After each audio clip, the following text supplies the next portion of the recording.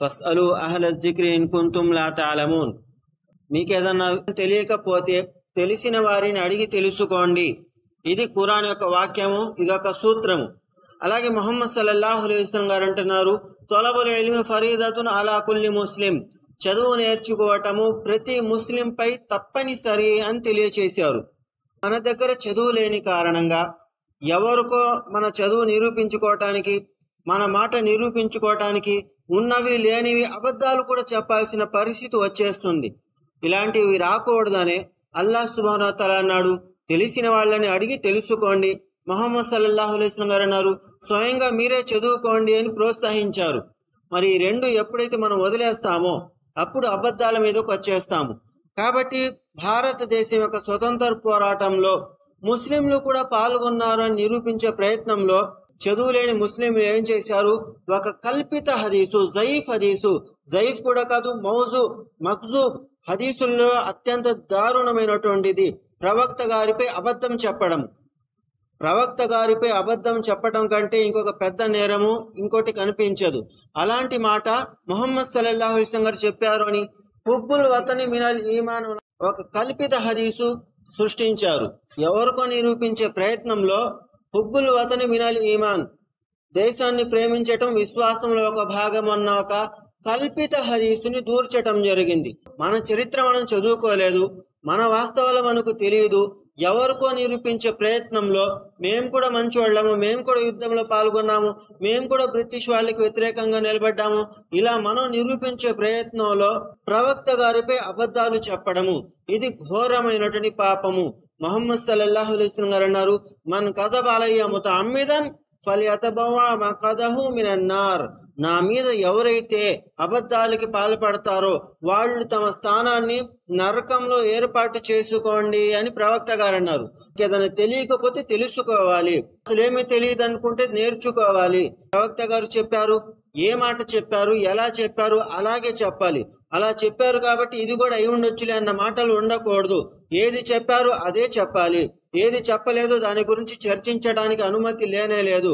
అయితే విశ్వాసం, దేశాన్ని ప్రేమిస్తున్నాము, దేశాన్ని గౌరవిస్తున్నాము, ఇవన్నీ కూడా తప్పనిసరి విషయాలు.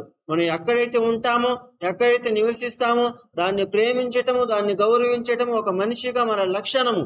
ప్రవక్త గారు కూడా మక్కాని ప్రేమించారు, మక్కా యొక్క గోడలను, మక్కా యొక్క పర్వతాలను ప్రేమించారు.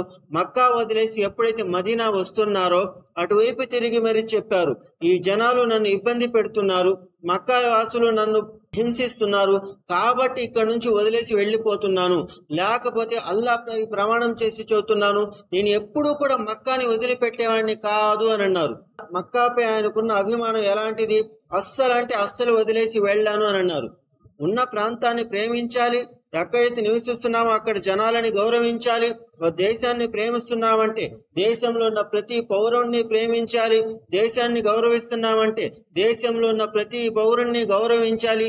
ఇది దేశం యొక్క ప్రేమ యొక్క లక్షణము. ఇది కాకుండా దేశభక్తి ఉంటే నిరూపించుకోండి, ఎవరో అరిచారు, ఎవరో కరిచారు, మేము సాక్ష్యాలు తెచ్చుకోవాలి, ఇంత అవసరం మనకైతే లేనే లేదు. అల్హమ్దులిల్లా చరిత్ర అనేది కొంతమంది చరిత్రకారులు మంచి వాళ్ళు ఉన్నారు, ఇంకొంతమంది వక్రీకరించే వాళ్ళు ఉన్నారు. మరి ఎవరికి ఏది తోచిందో అది చెప్పుకుంటూ పోతారు. అందులో మనం ఏది తెలుసుకోవాలి, మనం ఏది నేర్చుకోవాలి అంటే చదువుకోండి అని అల్లాహ్ సుబ్హానహు వ తఆలా అన్నాడు. చదువు లేకపోతే చదువుకున్న వాళ్ళని అడిగి తెలుసుకోండి అని అల్లాహ్ సుబ్హానహు వ తఆలా అన్నాడు. ఇందులో ఒక మాటను తీసుకెళ్లి ప్రవక్త గారిని లింకు చేయటము, ఇంకొక మాటని తీసుకెళ్లి అల్లాహ్ కోసం లింకు చేసేయటము, మొత్తాన్ని కలిపి మేము కూడా దేశాన్ని ప్రేమిస్తున్నామని నిరూపించుకోవటము, ఇలాంటి పనులు చేయకూడదు.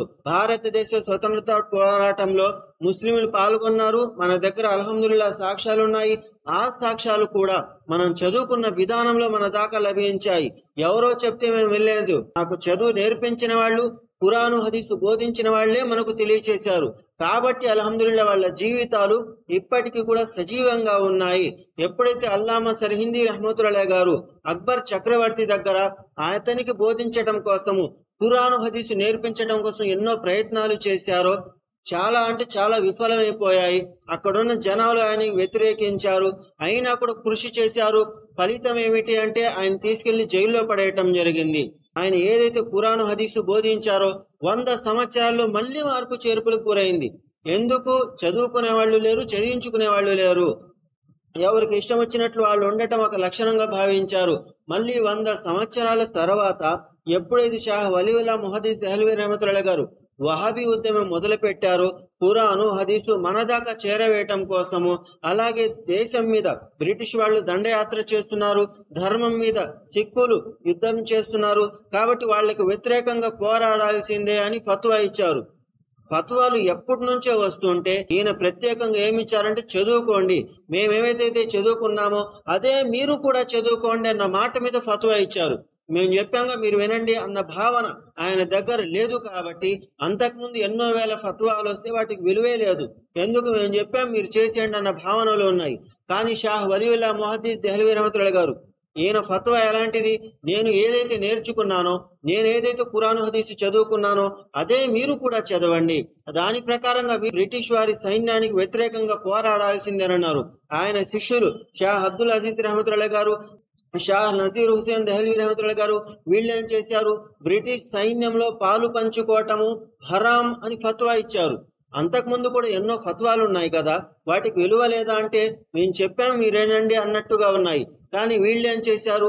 మేము ఏదైతే చదువుకున్నామో అదే మీరు కూడా చదువుకోండి, శత్రువుల సైన్యంలో దూరి శత్రువుల సైన్యానికి సహాయం చేస్తూ ముస్లింలకు వ్యతిరేకంగా, దేశానికి వ్యతిరేకంగా ఇలాంటి పనులు చేయటం నేరము అని గుర్తు చేశారు. దాని కారణంగా, ఆ విలువ కారణంగా సైన్యంలో ఉన్న ముస్లింలు కొద్దిగా బయటకు వస్తూ ఉన్నారు, కొద్దిగా ఇస్లాం వైపుకు వస్తూ ఉన్నారు. ఈ ప్రయత్నాలన్నీ కూడా అల్హమ్దులిల్లా మన దాకా వచ్చాయి. ఇందులో మనం ఏ జయీఫ్ హదీసుకి కూడా, కల్పిత హదీసులకి, ప్రవక్త గారికి సంబంధం లేని హదీసులకి ఎలాంటి ప్రాధాన్యత ఇవ్వకూడదు. ఎవరో మీరు దేశభక్తి నిరూపించుకోండి అంటే మేము కూడా పాల్గొన్నాంలే అని నిరూపించుకోవాల్సిన అవసరం లేదు. ఈ యుద్ధం మొదలైందే ముస్లింలతో, ఈ యుద్ధం మొదలైందే, పునాది పడిందే ముస్లింలతో. ఎందుకు? ఇస్లాంకి వ్యతిరేకంగా, దేశానికి వ్యతిరేకంగా వచ్చిన ప్రతి ఒక్కరిని పోరాడటము, ఆ పోరాటంలో చనిపోవటము షహాదతుతో సమానమని ప్రవక్త గారు బోధించారు. కాబట్టి పోటీ పడి మరి ఆ యుద్ధంలో మన పండితులు పాల్గొన్నారు. పైగా పాల్గొన్న వాళ్ళందరూ సాదాసీదా మనుషులు కాదు, మన పండితులే. ఉలమాయే సాదిక్పూర్ బీహార్ పాట్నాలో ఉన్నటువంటి ప్రాంతము, అక్కడ ఉన్నటువంటి కేవలం అహ్లే హదీస్ ఉలమాలు, ప్రత్యేకించి అహ్లే హదీస్ ఉలమాలు 5 లక్షల దాకా కేవలం ఈ యుద్ధంలో చనిపోయారు. ఎందుకు? ఈ యుద్ధంలో చనిపోతే షహాదత్ యొక్క పుణ్యం వస్తుంది. అదేంది? ఎవరితోనో పోరాడితే చచ్చిపోతే షహాదత్ యొక్క పుణ్యం అంటే తమను తాము కాపాడుకునే ప్రయత్నంలో చనిపోయినా, తమ పొరుగు వారిని కాపాడే ప్రయత్నంలో చనిపోయినా, తన కుటుంబాన్ని కాపాడుకునే ప్రయత్నంలో చనిపోయినా ఇది షహాదత్ అని ముహమ్మద్ సల్లల్లాహు అలైహి వసల్లం గారు అన్నారు. దాని కారణంగా 5 లక్షల మంది దాకా ఉలమాలు, కేవలం ఉలమాలు.